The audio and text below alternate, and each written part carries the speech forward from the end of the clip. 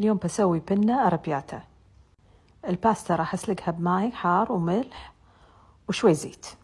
عندي طماطم ملون، ثوم مقطع شرايح، فلفل حار وشوي ريحان، ملح، وعندي صلصة الأربياتا من ماجي، زيت زيتون، أعشاب الأربياتا، وإذا ما عندكم مثلها لأن جبتها من إيطاليا راح أكتبها لكم.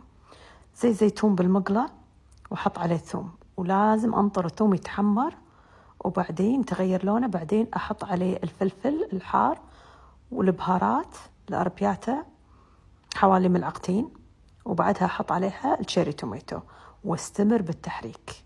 هذه المرحلة شوية أصبر على الطماط لغاية ما يتسبك.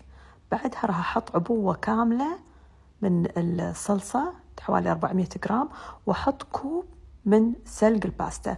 هذه البهارات استخدمتها أنا جبتها من إيطاليا. شوي ملح، وراح أحط كم حبة ريحان.